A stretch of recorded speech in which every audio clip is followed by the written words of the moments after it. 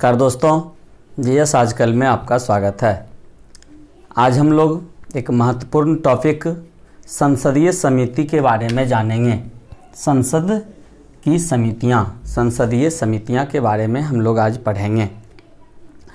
हम लोग पिछले क्लास में संसद के बारे में पढ़े थे कि संसद का प्रमुख कार्य होता है कानून बनाना। संसद का मुख्य काम है हमारे देश में कानून बनाने वाली सर्वोच्च संस्था संसद को कहा जाता है। लेकिन बदलते परिवेश को ध्यान में रखते हुए कानून बनाने के लिए विशेषज्ञता की आवश्यकता होती है। इसी बात को ध्यान में रखकर संसद सदस्यों को मिलाते हुए एक समिति गठित किया गया और इसी समिति के आधार पर, संसदीय समितियों के आधार पर सरकार के विभिन्न विभागों को यह सलाह देने का काम करती है। इसी को हम लोग बोलते हैं संसदीय समिति। दुनिया में सबसे पहले संसदीय समिति का गठन इंग्लैंड में हुआ था और आधुनिक भारत में 1919 के अधिनियम में पहली बार संसदीय समिति की गठन की चर्चा की गई। आज़ादी के बाद ब्रिटिश परंपरा का अनुसरण करते हुए भारत में भी संसदीय समिति का गठन किया गया। वर्तमान भारत में 17 प्रमुख संसदीय समितियां हैं और संसदीय समिति को गठन के आधार पर दो भागों में बांटा गया है। एक को हम लोग बोलते हैं अस्थाई संसदीय समिति और एक को हम लोग बोलते हैं अस्थाई संसदीय समिति। अब हम लोगों को देखना है कि अस्थाई संसदीय समिति किसको बोलते हैं।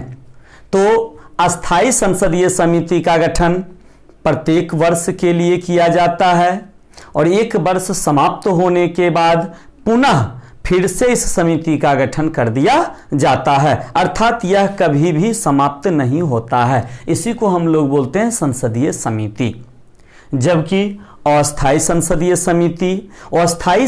समिति का गठन किसी विशेष उद्देश्य से लेकर किया जाता है और यदि किसी विशेष उद्देश्य को लेकर के किया गया और यदि वह उद्देश्य पूरा होने के बाद उस समिति को समाप्त कर दिया जाता है, इसी को हम लोग बोलते हैं अस्थाई संसदीय समिति। अब हम लोगों ने देखा कि अस्थाई संसदीय समिति और अस्थाई संसदीय समितियां बहुत है और जो प्रमुख संसदीय समितियां हैं उसके बारे में हम लोग चर्चा करेंगे। कुछ अस्थाई संसदीय समिति के बारे में जानेंगे और कुछ अस्थाई संसदीय समिति के बारे में हम लोग चर्चा करेंगे। तो सबसे पहला संसदीय समिति जो कि वित्त से रिलेटेड है और वह है प्राक्कलन समिति। इसको बोलते हैं प्राक्कलन समिति। तो प्राक्कलन समिति के बारे में हम लोग जानते हैं। प्राक्कलन समिति का गठन 1950 में किया गया और प्राक्कलन समिति में 30 सदस्य होते हैं और यह 30 सदस्य लोकसभा के होते हैं। इसमें राज्यसभा के सदस्य नहीं होते हैं। अब इस समिति के गठन सदस्य की चर्चा किया और इस समिति का कार्य होता है कि यह समिति बजट प्रस्तुत करने से पहले सरकार को सलाह देती है कि वह किन किन क्षेत्रों में पूंजी निवेश करने से अधिक लाभ होगा। इस समिति का गठन एक वर्ष के लिए किया जाता है और यह समिति अपना रिपोर्ट लोकसभा अध्यक्ष को देती है। अर्थात इस समिति का प्रमुख कार्य होता है कि सरकार को वित्त से संबंधित, बजट से संबंधित सलाह देना कि कहां पे निवेश करना उचित होगा, जहां से अधिक उससे लाभ देखा जा सकता है। दूसरी वित्त से रिलेटेड ही समिति है और वो है लोक लेखा समिति। हम लोग जानते हैं कि लोक लेखा समिति 1921 में सर्वप्रथम इसका गठन किया गया था। लोक लेखा समिति में कुल 22 सदस्य होते हैं और इसमें से 15 सदस्य लोकसभा के और 7 सदस्य राज्यसभा से होते हैं। लोक लेखा समिति का कार्य प्रमुख है कि जो बजट से किए गए प्रावधान के अनुरूप जो धन खर्च किया जाता है वह धन उचित ढंग से खर्च किया गया अथवा नहीं किया गया, इसकी जांच लोक लेखा समिति के द्वारा किया जाता है। इसके अलावा यह चाहे तो जो नियंत्रक एवं महालेखा परीक्षक के रिपोर्ट की भी यह समिति जांच कर सकती है।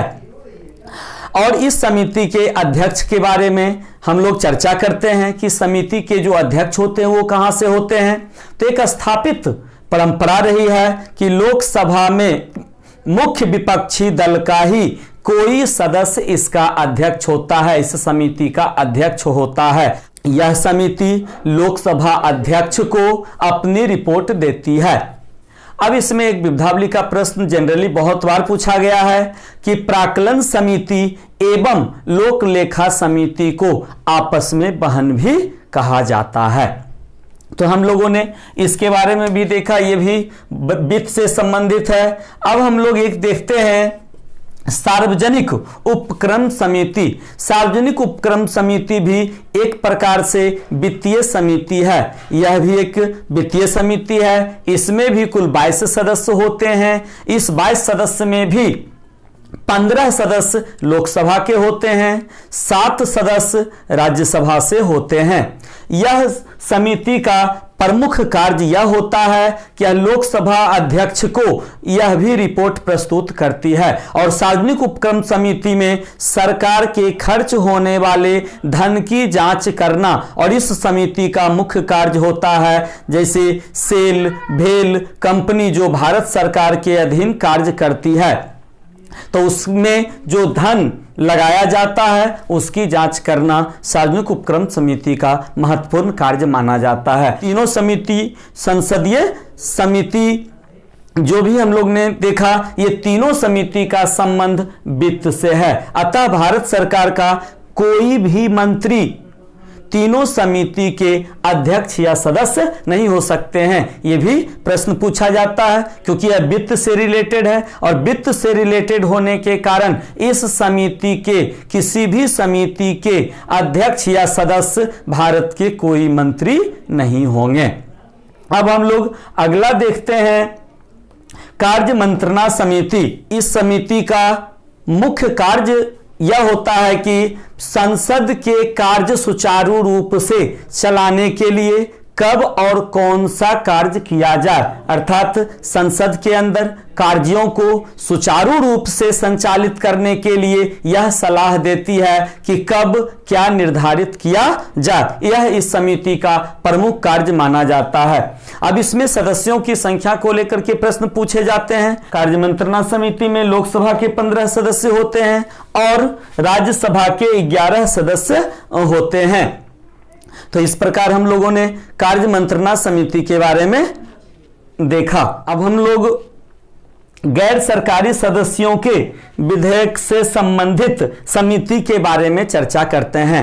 तो हम लोग जानते हैं इस समिति में 15 सदस्य होते हैं जो कि सभी के सभी सदस्य लोकसभा से होते हैं, और इस समिति का अध्यक्ष भी लोकसभा के अध्यक्ष होते हैं। इस समिति का मुख्य कार्य मुख्य तौर पे यह होता है कि गैर सरकारी सदस्यों द्वारा प्रस्तुत किए जाने वाले विधेयकों की जांच करना।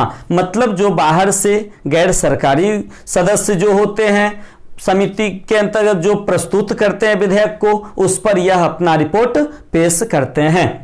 तो इस प्रकार हम लोगों ने संसदीय समिति के बारे में चर्चा किया। अब हम लोग देखते हैं प्रमुख अस्थायी संसदीय समिति के बारे में, जिसमें कि पहला समिति है प्रवर समिति।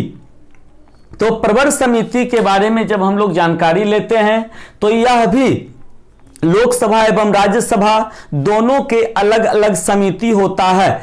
यदि किसी का सदन में किसी विधेयक पर गंभीर मतभेद हो जाए तब इस समिति का कार्य होता है कि दोनों सदनों के समिति आपस में विचार विमर्श करके मतभेदों को दूर करते हुए एक राय एकता कायम करते हुए जो समिति बनाई जाती है यह प्रवर समिति कहलाती है। इसमें लोकसभा के भी 30 सदस्य होते हैं और राज्यसभा के भी प्रवर समिति में 30 सदस्य होते हैं।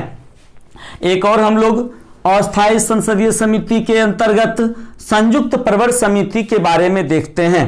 तो संयुक्त प्रवर समिति भारत की सबसे बड़ी संसदीय समिति है। इसमें कुल 45 सदस्य होते हैं, जिसमें 30 सदस्य लोकसभा के और 15 सदस्य राज्यसभा के होते हैं।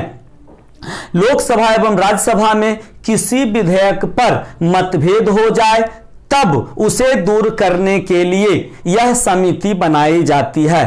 अपना कार्य करने के बाद यह दोनों ही समितियां भंग कर दी जाती है, क्योंकि अस्थायी संसदीय समिति का गठन ही किसी उद्देश्य को पूरा करने के लिए किया जाता है। तो यहाँ पे प्रवर समिति और संयुक्त प्रवर समिति दोनों का एक उद्देश्य के अंतर्गत गठन किया जाता है, और जब वह उद्देश्य पूरा हो जाता है तब इस समिति को भंग कर दिया जाता है। जबकि हम इसके अंतर्गत ही अस्थायी संसदीय समिति के बारे में आपसे चर्चा किया। उसके अंतर्गत हमने आपको कहा कि अस्थायी संसदीय समिति प्रत्येक वर्ष के लिए गठित होता है, और जब उस कार्यकाल पूरा होता है तब पुनः उसे फिर से गठित कर दिया जाता है। मतलब अस्थायी संसदीय समिति कभी भंग नहीं किया जाता है। तो आज हम लोगों ने यहाँ तक देखा।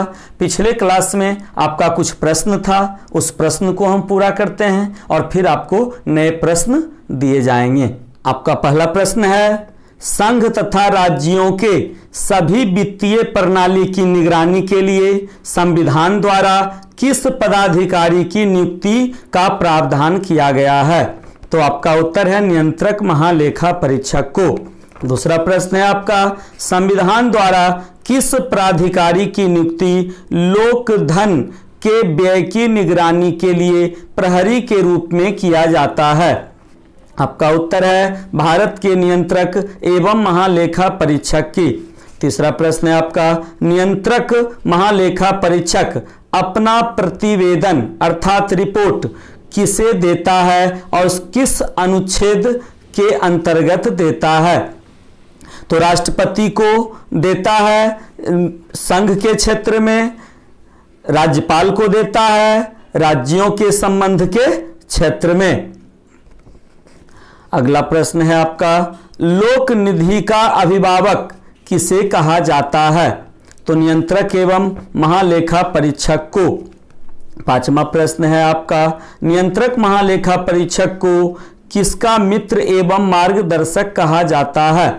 तो लोक लेखा समिति का। छठा प्रश्न है आपका, भारतीय संविधान के किस अनुच्छेद के अंतर्गत भारत के नियंत्रक एवं महालेखा परीक्षक की नियुक्ति होती है? तो अनुच्छेद 148 के अंतर्गत। सातवां प्रश्न है आपका, नियंत्रक एवं महालेखा परीक्षक की टीका टिप्पणी पर उचित कार्रवाई करने की अंतिम जिम्मेदारी संसद को है।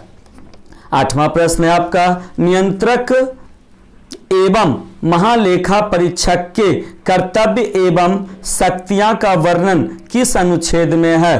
तो अनुच्छेद 149 के अंतर्गत इसके कर्तव्य एवं शक्तियां का वर्णन किया गया है।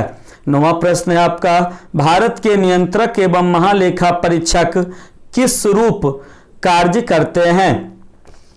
तो लोक वित्त संरक्षक के रूप में अपना कार्य करते हैं। इस प्रश्न को आप लोग ध्यान से देखेंगे। 10वां प्रश्न है आपका, भारत के नियंत्रक एवं महालेखा परीक्षक के पद पर नियुक्ति का कार्यकाल होता है 6 वर्ष का कार्यकाल होता है। ये थे आपके पिछले प्रश्न के उत्तर, और आज का आपका प्रश्न है। पहला प्रश्न, प्राक्कलन समिति सर्वप्रथम कब गठित की गई थी? दूसरा प्रश्न है आपका, बजट प्रस्तुत किए जाने के बाद सरकार द्वारा प्रस्तावित व्यय पर समीक्षा के लिए किस समिति का गठन किया जाता है? तीसरा प्रश्न है आपका, प्राक्कलन समिति में कुल कितने सदस्य होते हैं? चौथा प्रश्न है आपका, किस समिति को अनुमान करने वाली वित्तीय समिति कहा जाता है? पांचवा प्रश्न है आपका, संसद की किस वित्तीय समिति में राज्यसभा के सदस्य शामिल नहीं किए जाते हैं? पांचवा प्रश्न है आपका, किस समिति को प्राक्कलन समिति की जुड़वा वहन कहा जाता है? सातवां प्रश्न है, संसद के किस समिति का अध्यक्ष विपक्ष के किसी सदस्य को बनाया जाता है? 8वां प्रश्न है, संसद की सबसे पुरानी वित्तीय समिति कौन है? 9वां प्रश्न है, लोक से लेखा समिति के अध्यक्ष की नियुक्ति कौन करता है? 10वां प्रश्न है, सरकारी व्यय से संबंधित नियंत्रक महालेखा परीक्षक की रिपोर्ट की जांच किस समिति द्वारा किया जाता है? 11वां प्रश्न है आपका, लोकसभा की नियम समिति का पदेन अध्यक्ष कौन होता है? 12वां प्रश्न है आपका, कार्य मंत्रणा समिति का गठन संसद के किस सदन में किया जाता है? 13वां प्रश्न है आपका, लोकसभा की कार्य मंत्रणा समिति में कुल कितने सदस्य और राज्यसभा की कार्य मंत्रणा समिति में कितने सदस्य होते हैं? 14वां प्रश्न है आपका, संसद के विधायी तथा अन्य कार्यों को करने के लिए समय का निर्धारण किस समिति द्वारा किया जाता है? 15वां प्रश्न है आपका, वेतन भत्ता समिति का गठन सर्वप्रथम कब किया गया था? तो इस प्रकार ये आपके आज के प्रश्न हुए, इसका उत्तर देना नहीं भूलें। आप लोगों को यदि यह वीडियो पसंद आता है तो इसे लाइक करें, सब्सक्राइब करें, बेल आइकन को जरूर दबाएं। नमस्कार।